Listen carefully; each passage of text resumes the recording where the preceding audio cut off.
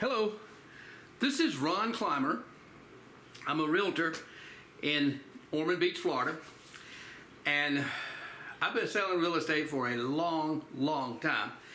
And I would like to talk to you, realtors, about what to do in the unlikely event that you should ever list a house for, say, 6 months or 4 months or some period of time, and it doesn't sell like in a week or 10 days, which there was a time in history not too long ago when that was a very rare occurrence. But today, it's starting to happen more.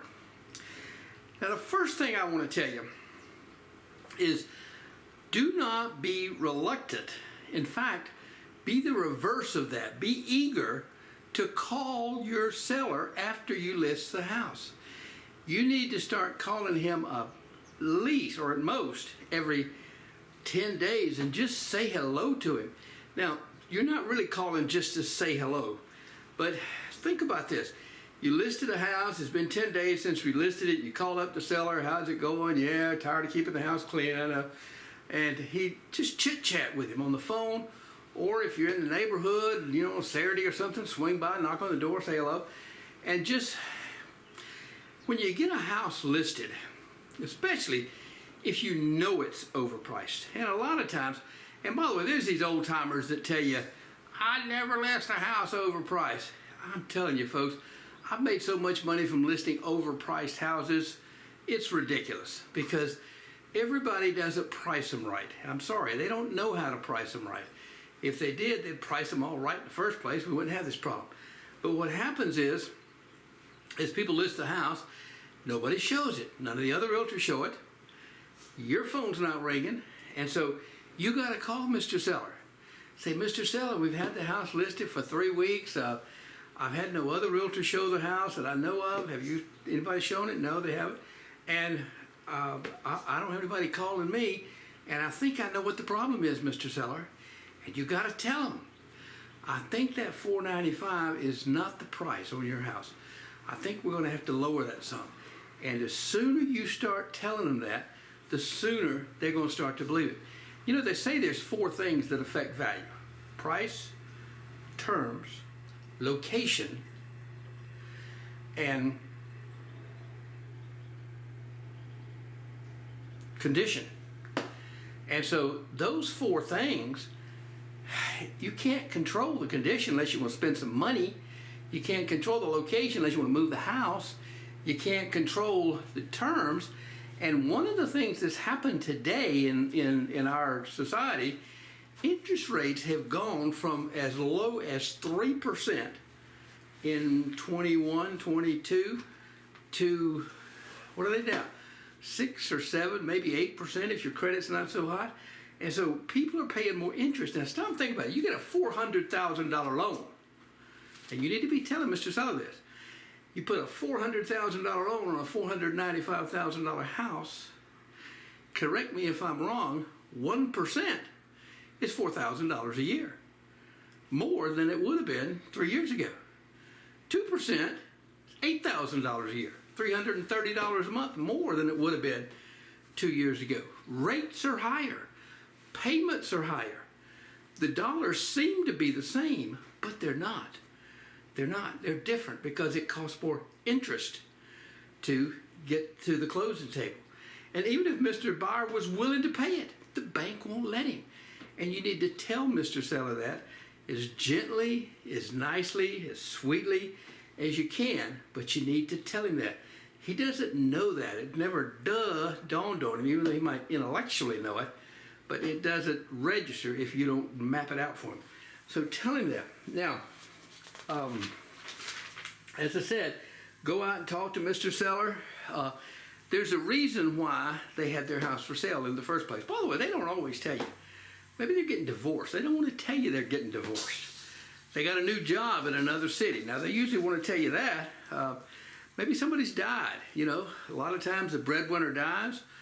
The surviving spouse just can't afford to make those $2,500 a month payments. Just can't, period. And so they're selling the house. These are what I call unhappy sales. A happy sale is when they're selling the house because they got that new job making twice what they're making in a more exciting city. They're moving from Daytona Beach to Miami, you know. And by the way, they're going to need more money to buy a house in Miami, but which has no bearing on the value of their house here. They sometimes think it does. Oh, Ron, we're moving to Miami, you know. If we were moving to Gary, Indiana, we'd give the house away. But, you know, so anyway, get out there and learn a little bit about them. Chit-chat with them. You need to master the art of just chit-chatting with people. How's it going? What's going on? And they'll start to tell you things about the real reason they're selling. And they'll start to tell you things about their real problem. Which, you know, there's plenty of people that can afford to make $2,500 a month payments on an empty house. Yeah, there's plenty of people that can afford to do that for a month or two. You start making them for the 10th or 12th month, it really starts to get old in a hurry. And even if it didn't start to get old, that money's out the window, down the drain, adios forever. And so, anyway, now here I would suggest this. Call Mr. Seller before he calls you. Call Mr. Seller before he calls you, as I've already said. But also, the next thing I want you to suggest to Mr. Seller, if he doesn't want to lower the price, take him out and show him some $495,000 houses that are for sale, competing with it. Especially if you ever do this, you have a house listed for $495,000, and you're out showing houses, and you just stumble on some house that you didn't even know about, and you think to yourself, anybody that saw this house wouldn't think about buying my listing. You need to tell the seller that.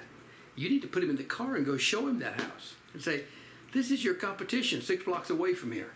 And, you know, look at it. It's as nice as your house any day of the week.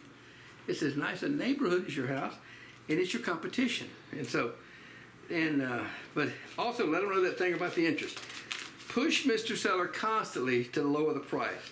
And believe me when I tell you, and believe me when I tell you, believe me when I tell you, price is the only problem. Price is the only problem. You say, well, if we had another bathroom, you don't have another bathroom and you're not going to put one in. You know, if our house was newer, if our house had a new kitchen, if this, if that, it doesn't have any things. If it was in another school district, it's not in the other school districts. This is where it is. And so price is the only thing that we have any control over that we can change. So now, another thing, I mentioned that you can't change the terms. Now, one way you could change the terms is if Mr. Seller was willing to take $100,000 down and hold a mortgage at maybe a lower interest rate than is normal. And you never know, you might find a seller willing to do that. I'd certainly write it up in an offer if somebody suggested it to me. And now, but price is usually the problem. So consistently ask Mr. Seller, let's lower the price, let's lower the price, let's lower the price, let's lower the price. You'll irritate him now, but I promise you, he will thank you later. And so put him and his wife in the car, go show them other houses. I've told you that. And if they have functional obsolescence, I assume y'all remember what that is, or if they're grossly overbuilt for the neighborhood, explain to them how that works. Nobody wants a functionally obsolete house. The only reason they'll buy one, why do you think? Because it's cheaper. That's the only reason.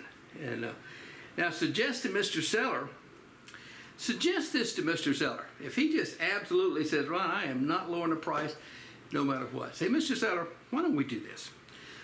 Could I talk you into spending some money to order a professional appraisal from a professional appraiser? Not from me, but from an appraiser. Cost you about $500. You pay Mr. Appraiser a fee. He comes out and he tells you what the house is worth. Now, you want $495 for it. And by the way, what I'm just describing is going to happen before we get to closing, whether you say I'm going to do this or not. So he comes out and he appraises it, and he tells you it's worth whatever, $450. So he says it's worth $450. That could be happening after you entered into a contract with Mr. Buyer to buy it for $495. And you know what Mr. Buyer is going to say? I'm not going to pay you $495 for a house that appraised for $450. Now, there was a time not too long ago, 2021, 2022, that kind of thing was happening. And people that started in the business during that time thought it was normal. It is not normal. It's abnormal. So let's do that. Let's order an appraisal. You pay them $500. They tell you what your house is worth. And if it saved you one payment on this empty house, it'd be worthwhile. Or if it got you moved a month sooner to Chicago or wherever you're going, it would be better. Does that make sense? And encourage them to order an appraisal, because that's the gospel truth. You know, King Solomon said in the Bible, seek wise counsel in all things.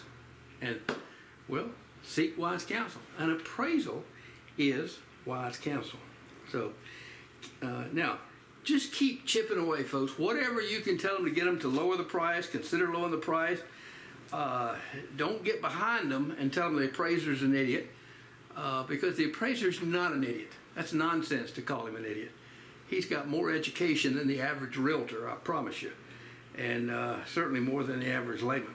So, and now, also, I love telling stories to Mr. Seller, people like that, because you know you can tell a story and you can put whoever you want to in the story, and so hold on. So if you would think about this story. I tell Mr. Seller a story. I say, Mr. Seller, I listed a house years ago. By the way, this story is absolutely true. This was many years ago, like 20 years ago. This house was in Orlando, Florida. It was in a neighborhood called Park Manor. And I called it the Castle in the Manor, because this was a neighborhood full of $75,000, 3-bedroom, 2-bath, 1,200 square foot houses. And it was, I don't know, 200 or 300 of them. And this house, right in the middle of the neighborhood, was about 3,600 square feet, 5 bedrooms, a pool, a sauna, just anything you could think about in a house. I mean, it was a castle by any definition, but it's right smack in the middle of a blue-collar neighborhood. And so the people wanted to sell it. And it'd been listed with 2 different realtors for 6 months before I came along. I called them off the expired list, went out to see it, and they ended up listing with me. And the main reason they listed with me, I had sold the most expensive house that had been sold in the neighborhood for 12 months, which was a $79,900 3-bedroom, 2-bath, 1,300 square foot house a couple blocks away from them. And so they listed with me. And now I loved it. And by the way, a lot of people say, oh, I wouldn't have even listed that house. I listed it for, I'm pretty sure, I listed it for $175,000. So that was $100,000 more than the second house in the neighborhood. But you know, it advertised great. You know, I'd run an ad in the Homes and Land magazine or something like that, and you know, 5-bedroom, 2-bath, swimming pool, blah blah blah, 3,000 plus square feet, blah blah blah, and the phone would ring. But when I told the people it was over in blue-collar estates, they didn't want to pay that kind of money at that time to be in a blue-collar neighborhood. They wanted to be obviously in a high-end white-collar neighborhood. And now, by the way, I beat on those people for, I think, a year I had it listed, and finally, I think we sold that for like $120 or $125 or something like that. And that was a great price for it. But anyway, another story. I used to own a house up in North Carolina, and we would go up there and spend some time in the summertime at home. And we were up there one time, and I went over to this thrift store across the street, which was right literally across the street, and they had a Chinese rug that was just gorgeous. They wanted $1,400 for it. I really wanted that rug, but it wasn't worth anywhere close to that. And every time we went up there, I'd go over there. That rug was in that shop for 5 years at $1,400. And finally, they were going to close the store down. And they had an auction. Unfortunately, I was in Florida when they had this auction, and I think that I heard through the grapevine that that rug went for about $250, which is what I would certainly been willing to pay for it. But anyway, those are stories that you can tell. When the price is right, something will sell. And when it's not selling, I don't care what it is, 9 times out of 10, it's the price. Or the price will fix it. I mean, you can sell a car with no motor if the price is right. You can certainly sell one with no air conditioner if the price is right. You can sell most anything if the price is right.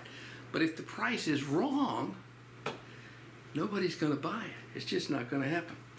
So anyway, be aware of that. Price, terms, condition, location. And here's another thing I want to tell you before I leave this subject. Well, no, let me tell you one more thing. I used to, I used to carry a silver dollar in my pocket. A silver dollar. As everybody knows that a silver dollar is 1 ounce of pure silver. And in today's market, you can look it up in the Wall Street Journal, silver's going for about $32 an ounce. So that silver dollar, if I had it in my pocket now, it would be worth $32. Now, if I had one of those, let me ask you a question. How much marketing would I have to do to sell that for, say, $32? And the answer is very little. I could walk into any pawn shop anywhere and say, will you give me $32 for this silver dollar? And they would hand me the $32 and take the silver dollar. Now, how about if I wanted to sell it for $45? I could advertise it in the Wall Street Journal, and I wouldn't get any buyers. It is difficult, if not impossible, to sell stuff for more than it's worth, unless you're in some kind of price gouging thing like a hurricane or something and you're selling water, you know. But you sell things for what they're worth, and if they're not selling, that's a mega symptom that they're overpriced. Does that make sense? And not only does it make sense, can you convey that to your seller over a period of 6 months? Because you have to.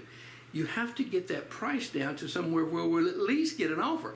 Now, when you finally do get an offer, you finally get the price down to from $4.95 to $4.69, and finally somebody offers you $4.45, and the seller says, no, I'm not going to take $4.45 for it. I say, well, Mr. Seller, let's make a counter offer. He says, okay, I'll counter it $4.55. Okay, if he does that, then once you've got that done, then that deal's over. The buyer goes away, says, nope, I'm not going to buy it. I made my best offer, blah, blah, blah. I'm not going to buy it. He goes away. See if you can get Mr. Seller to lower the price to the $4.55. And then you can do that same thing the next time it happens, because it'll happen just that way until you get to the price what the house is worth. And so keep working with them. Don't list them and forget them, which, by the way, realtors are so famous for that. You call expireds as much as I've called them, and you will hear this story a dozen times. Yeah, we listed it with old Mr. Slick, and he told us that he'd have it sold in a jiffy, and we hadn't seen him since the day we listed it 6 months ago. You don't want people telling tales like that about you. In fact, the story you want to hear is Ron was out here talking to me about lowering the price till it aggravated me. Just try to be just a little bit south of that, so just a little bit less than that. But get out there and try to get those prices down if you got overpriced listings. You should have a week in your, a 3-hour session in your week calendar. Call overpriced listings or call all your listings to see what's going on. Because what happens is their situation is constantly changing. You're making that $2,500 a month payment on an empty house 1 month. Okay. 2 months. 3rd month. Hey, we got to stop this madness. Yes, you do. Lower the price. Let's get out of this trap. Thanks for listening. If you learned anything, hit that subscribe button, would you please? And also, leave me a comment if there's something you'd like to know. Ron, how do I fill in the blanks? put that in the comment for me. I read the comments, and I'll put up a video about whatever it is you think you might want to know about if I know something about it. Thank you. Bye.